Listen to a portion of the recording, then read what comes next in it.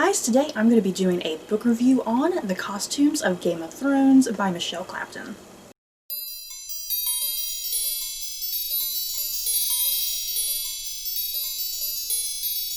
So yeah, I usually go into these videos with some sort of synopsis at the very top of the video, but yeah, this doesn't really require any sort of synopsis. This is simply what the title suggests, the costumes from the hit TV series Game of Thrones on HBO. Michelle Clapton, the wonderful lady who did the costumes of Game of Thrones. And I do believe she pretty much wrote this entire book. She probably had some help and assistance along the way, but yeah, for the most part, I think she is the one who wrote this book and described in detail the making of these costumes, and then whoever put this book together and edited it into a nice hardback edition here. So yeah, before I do talk about the costumes really quick, let's talk about just the book itself. This is such a beautiful edition, you guys. Here on the cover you have Jon Snow's costume. You got the little side here. And then on the back you have Daenerys's costume. And yeah, it's a very thick book, you guys, very thick. And it does come with a little cloth bookmark here, so that way you can chart your progress through the book. That way you don't have to use like a bookmark of your own. There is one already kind of there for you. The book is also divided into 4 sections. Just flip a few pages and you come here to a table of contents, and it's nicely divided by house and house loyalties, starting with the Starks, and then the Lannisters, the Targaryens, and then beyond the wall. So if you're kind of looking for somebody specific, this is a really nice area to start and find who you're looking for. So yeah, I am a huge fan of Game of Thrones. I personally really enjoyed the final season. Yeah, the final season had some ups and downs, but a lot of those things personally just didn't bother me. I mean, it's a TV show, for crying out loud. I really enjoyed it. I got the satisfaction I needed from it. I know a lot of other people didn't, but I was satisfied with the ending for the most part. So yeah, I'm a huge fan, and there's so many great things about the TV show, but I think one of the biggest highlights for me that I just particularly enjoy, I think it's got to be the costuming by Michelle Clapton. The costuming, I think, season after season, episode by episode, has always been very strong, and Michelle Clapton, you can tell that her and her team have such a drive and such a passion when it comes to these costumes. And the thing is, a lot of these costumes are really iconic, and some of the costumes really define the characters. I mean, you know, cosplayers, for instance, at these conventions and whatnot, you can see them in these costumes, and you look at them and you instantly can say, hey, they're dressed up as somebody from Game of Thrones. The costumes are that iconic that you can just kind of pick them out and you know exactly who somebody might be cosplaying as. And I think that it has a lot to do with Michelle Clapton and her team just really making these iconic, terrific costumes that costumes really sell the character. They sell the story that is being told about these characters and their individual journeys and their arcs, where they start at the beginning and where they end by the very end, you know. So yeah, the costuming on the show is absolutely gorgeous and brilliant and breathtaking, and I think every season that was kind of a big thing for me. I was always like, ooh, I really want to see the costuming this season, you know. How is Daenerys going to dress this season? Because yeah, Daenerys especially goes from just here to here from the entire show. And another beautiful detail that Michelle Clapton does with these costumes is that, you know, it is on TV, and you know, once an editor gets in there and they put like a filter on top and they do whatever, sometimes you can't see certain details when it comes to the clothing, and sometimes there might be just really small little details, and yeah, the camera's not going to sit and zoom in on a specific detail of a costume, you know. The show is not about the costuming. But nonetheless, Michelle Clapton and her team, as you're kind of going through this book here, and she's going through just detail and inspiration about these costumes, sometimes the costumes have such intricate details, and I found myself a lot of times looking at the page and really staring at a detail and being like, wow, I never paid attention that there was a detail like that on the costume, because you can't see it on the show. You know, the way the show is kind of filmed and colored and filtered or whatever. Yeah, sometimes you just can't see some of those little details or whatever. And like I said, the cameraman is not sitting there zooming in on an intricate detail. And yeah, like for instance, something that kind of surprised me in the Beyond the Wall section, when Michelle Clapton is talking about the wildlings, the people beyond the wall, that Jon kind of integrates with when he first meets Ygritte and whatnot.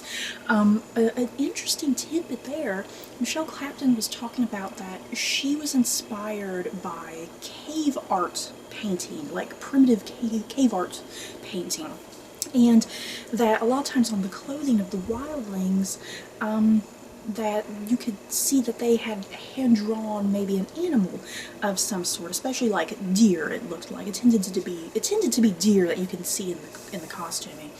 And I thought that was such a fascinating detail that you cannot see at all on the TV show.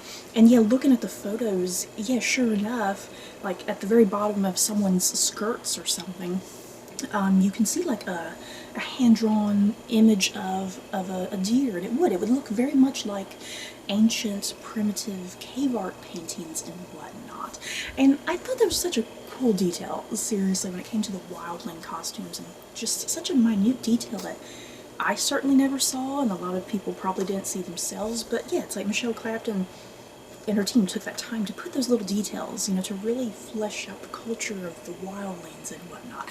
And it's little things like that in this entire book, where she's talking about little details, and you're like, oh wow, that's interesting. I did not see that on the costuming at all, or I would not have interpreted a pattern that way, or I would not have interpreted a certain color that way. It's very fascinating, weirdly enough, for a book about costumes. So yeah, this book, you definitely need to have an interest, I think, in the costumes of Game of Thrones, I suppose. If you don't care about the costumes, then this book probably isn't for you. But if you have a fascination and love of the costumes, and you are interested in and intrigued to know about little minute details and inspiration behind the clothing, whether that be why a character is dressed in certain colors, why a house is dressed in certain colors, what does this necklace do, what does this piece of jewelry do, you know, I mean, if you're interested in little silly things like that, I think you'll get a great joy out of reading this book like I did. And like I mentioned, this book is very hefty. You guys, it is very heavy. That's why I'm not sitting here holding it up the entire video.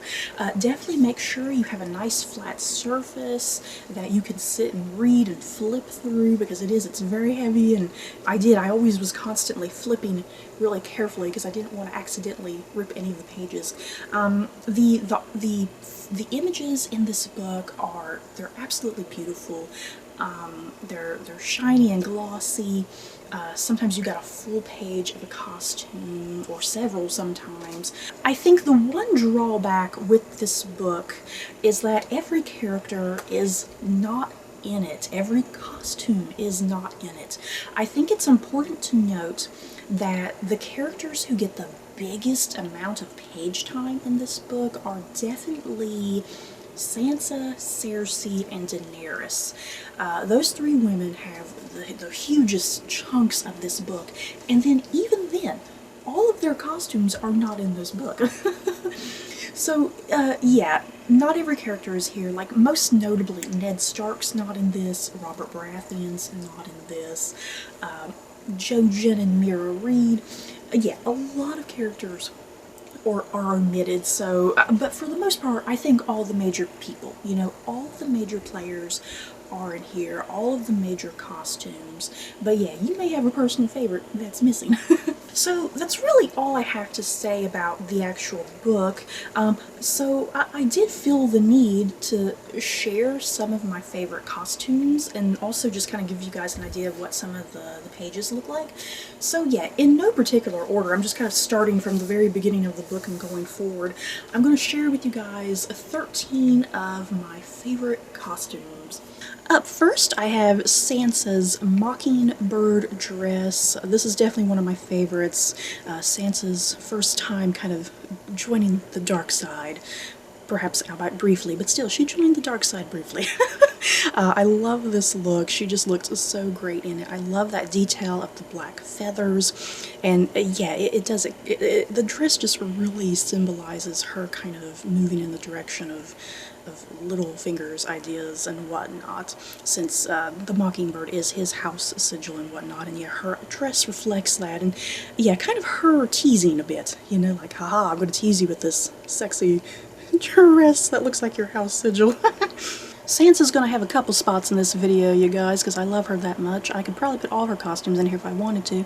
But yeah, up next, one of my next favorites is Sansa's, what I'll call her armored dress. This is what she wears in the final season. It's all black, but she does have like a corset that's kind of shaped like armor, almost, kind of to protect herself and whatnot. I love the detailing of this. Very cool, it poses as something being sexy but also practical.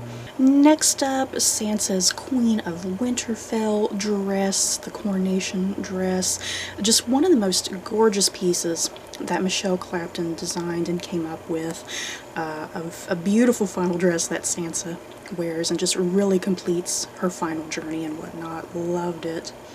And yeah, I love just all the detail. There's certain colors in there. There's feathers. There's things to represent House Stark. Things to represent the tree of Winterfell and whatnot. Just so many little details in the costuming when you look. Next up, I really like this look from Littlefinger. It is his Mockingbird Cloak, I guess I'll call it, the black cloak that he wears. It's his traveling attire where you can kind of see glimpses of his more wealth and privilege underneath that he tends to wear in King's Landing and whatnot.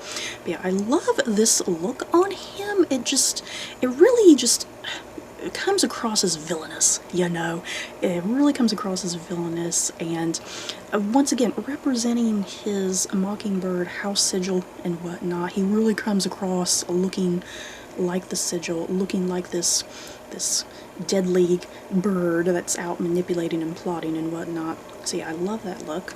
Next up is a dress from Stacie, which I'm going to call her red armored dress, and she wears this during Stannis Baratheon's siege of Blackwater. I really like this look, the deep red, which is her house color, yeah, the armor, which is really sexy. One of my favorite looks of Jaime Lannister is this outfit that he wears, the red Lannister armor. When does he wear this? Probably season 5, I think. I want to say he wears this about season 5 or 6, something like that.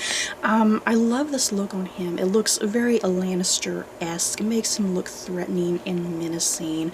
But yeah, also just very well looking as well on him. Like, hey, I am a military man. I have presence. I have a commanding presence, and I think the outfit just really sells that about him and his physicality. Next up, Marjorie in her typically blue outfit. I think this is the outfit she tends to wear the most on the show. The blue representing House Tyrell, and then yeah, the way it is cut and styled to really showcase her as seductive and charming. And yeah, we know how that works on Joffrey and Tommen. But yeah, I've always loved this blue outfit, and yeah, she always kind of styles her hair a different way. Sometimes it's up, sometimes it's down, but yeah, she always looks good. She always looks good and precise whenever she's wearing this. Next up is the first wedding dress that Marjorie wears when she marries Joffrey. I have a couple pages here for this one because there's just so much detail in this one. I absolutely love this wedding dress. There's a lot of characters that get married on the show, but yeah, this is probably the most gorgeous of the dresses, and I love the detail. Once again, a very sexy dress on her, and yeah, just a lot of detail to represent House Tyrell. So you can see some of that here. And then one of the most striking features of the dress is probably the roses, the whole backside decorated in roses, which is absolutely gorgeous.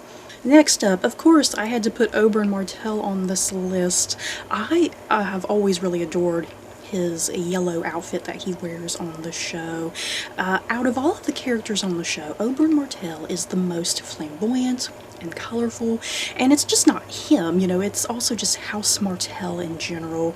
The people of Dorne, they dress in these flamboyant, vibrant colors anyway, and yeah, when he first just appears on the show, you're just instantly charmed and enamored by him and the clothing. Oberyn really just sells the clothes he's in. He owns his sexuality and his fluidity, and yeah, this color just really pops on him, goes so well with his skin tone, and I've always really loved it.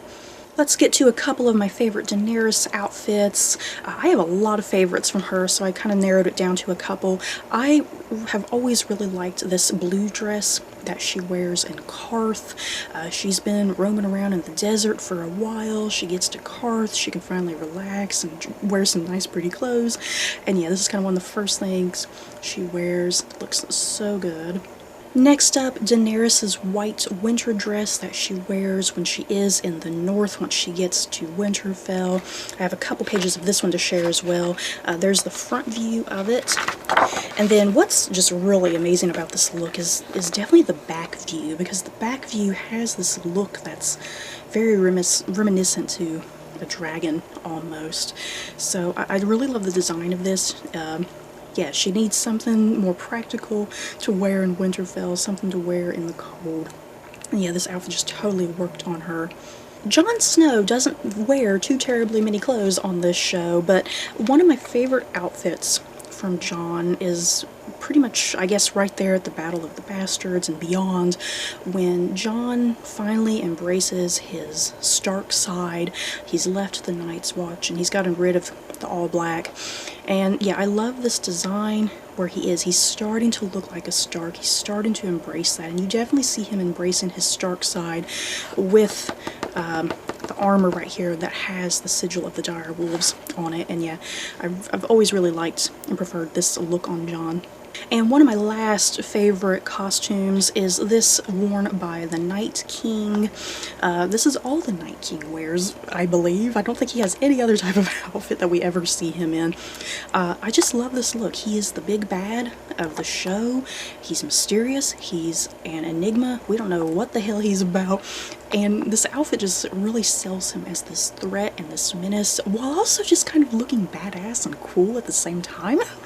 So yeah, I've always really liked the look of the Night King. And there you have it, you guys, my favorite costumes from Game of Thrones. And like I mentioned, there's so many gorgeous costumes, I needed to narrow it down, or else I would literally be flipping through the whole book. So I'm very curious, you guys, what are some of your favorite costumes from the TV series? And yeah, are you interested in picking up this book in the future? Because like I said, if you love the costuming, this is definitely a must for collectors, and you learn a lot of interesting fun facts and tidbits that I was like, oh, interesting. So yeah, if you're like me and you enjoy little silly things like that, definitely pick it up. So that's it for this video. Don't forget to like, comment, and subscribe, and if you like this video, you may like these other videos. Bye guys.